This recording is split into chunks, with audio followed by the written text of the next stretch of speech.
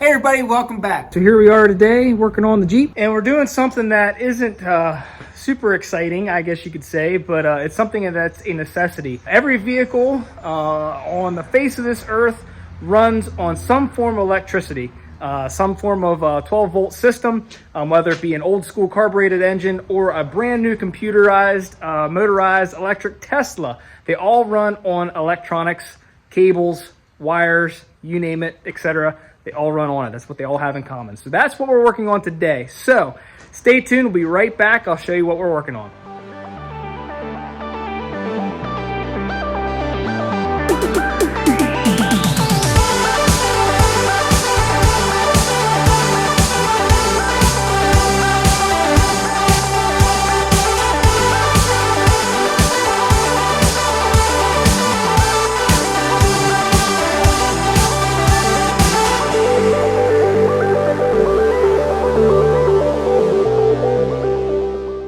So I'm working on my 2002 Jeep Wrangler, and are you tired of your cables looking like this, completely frayed?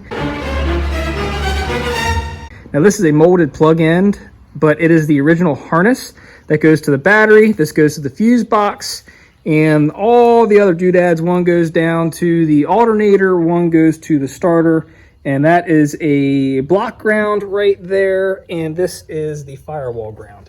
So this here, that's gone.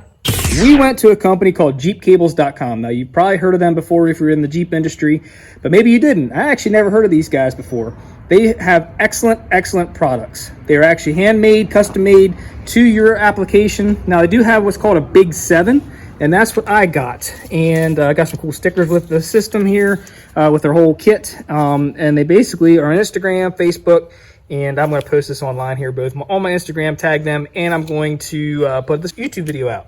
But I got what was called the Big 7, and I'll put online right now what you can see, what all you get with that kit. As you scroll down through there, you can see you get all sorts of good stuff with this. And this isn't just cheap Chinese crap. This is actually really nice, hand-crimped, very nicely labeled cables. All right, as you can see, this kit was specialized for my TJ. They have all sorts of different models and engine configurations, but it's for my TJ. It was for the 4.0, and it was for 2002 model right there. As you can see, they actually have different systems for the old Renix, however you want to say that, and also the OBD2s and all that stuff. So really cool shout out to these guys. They make a really good product. Now, I didn't use this cable here because I did not have a fender ground on my Jeep. I'm going to take you here in a second and show you what I got done. But they actually have everything labeled really well. And as you can see, this is the 4-gauge kit. They have different sizes for different ampacities and different accessories you have on your Jeep. So you can actually get like a 1/0 kit, which is even bigger than this, which I didn't find very necessary for my situation and for my setup. But they use really nice high-gauge cables, really nice high-end, I wish you would say, ends, and they crimp them very well, and they label them, which is really nice. So this end would go to the fender, and the other end would go to the battery negative. Now let me take you into the Jeep and show you what exactly I'm talking about. So as you can see here, you actually come off the battery, and everything is labeled really well as to where it goes. This is the power distribution center, or the fuse block right here, and they just go right onto those terminals for your fuse block there. Then it comes up to a big 150 amp fuse. That's actually really nice. And these are labeled fuse, so you really can't get this wrong. They're all cut to a certain length that should work just for your configuration. They're built just for your model year, Jeep model, and engine size. So we got everything set up here. We got, it says battery there. We got, this goes up to the fuse. We got this one going out here to the alternator, which is labeled alternator. And then we have up there on the firewall, we have a firewall ground, and then the engine block is right down in there. You can kind of see it's shiny, but I'm not going to turn the light on there for you to see that. But there we go. I didn't know really where to mount this fuse. I may end up moving that, but I just zip tied it up there for now. Made sure all my stuff's out of the way. Made sure my starter wire is all zip tied back and clear from the battery tray. And that goes right down in there to the, see it down there to the starter.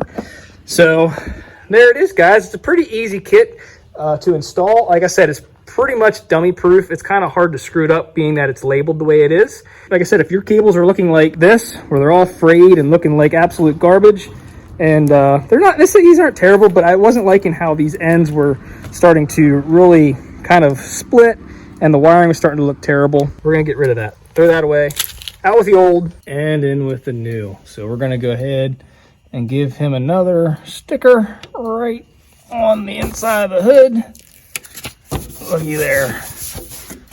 JeepCables.com.